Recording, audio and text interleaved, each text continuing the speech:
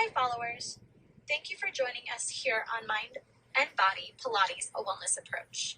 Today we have a moderate or intermediate mat class planned. We'll begin on our hands and our knees in 4-point kneel position.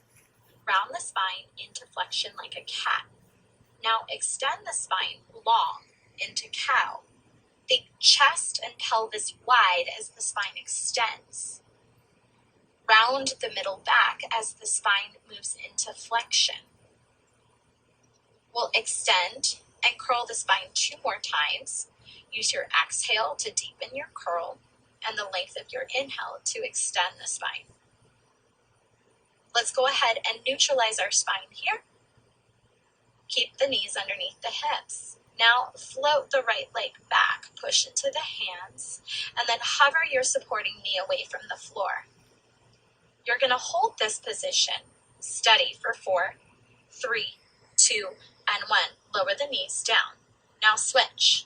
Extend the opposite leg back. Keep the hips square. Now hover the knee away from the floor and keep that knee angled directly under the hip. You're holding for 4, 3, 2, and 1. Drop the knees down. Come down to your forearms to prepare to plank. You'll hover the nose directly over the thumbs for shoulder and elbow alignment. Now extend one leg back and then the other to meet in your plank. We'll transition to a pike from here. So you'll lift the hips up, bending at the waistline to form a triangle with your body. Now lower the hips down into a plank. We'll pike the hips up. Let the head travel down to keep length in the back of your neck.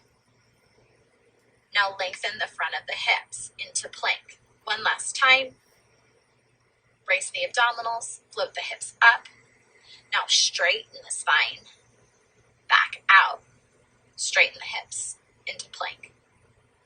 Let's transition onto our back with our knees bent up. Keep the legs separated, hip width distance. We'll articulate up into a bridge. Let's go ahead and push into the arms. You'll tuck, peel, squeeze the back of the hips away from the mat. Now slowly sink back down again. Find your neutral position at the bottom by letting that tailbone sink last into the mat. Lead with your tailbone as the hips rise back up. Keep the hips lifted here and begin to hover that right leg to table. Your pelvis will stay still. We'll bend and extend the right knee, extending it forward. Now tabletop the knee over the hip. Extend the leg forward and tabletop the knee over the hip. Push the hands into the mat to keep the upper back and the abdominals strong. Make sure that one hip isn't dropping beneath the other. Let's bend and extend that right leg 3 more times. Lower the foot down. Lower the hips down. We'll lower into our supinated position to reset. Now send the hips back up. Float the left leg to table and begin to extend the hip as the pelvis stays still. And now bend the knee back to table again. I like an inhale to lengthen and an exhale to bend. Last 2 movements in both directions. Now bend the knee and lower the foot down. The hips lower back down together. We'll stay in our back with our arms lengthened by our sides. Now float the legs straight up for a reverse crunch. Rock the pelvis away from the floor, curling the abdominals. Now lower back, down, extending the legs to 45. Think about peeling the tip of the tailbone away, reaching the toes back towards the nose as you do, and then guiding the hips back down with control again. You'll let the legs drop to 45 degrees before moving the legs back up into that reverse crunch. We'll do 2 more repetitions.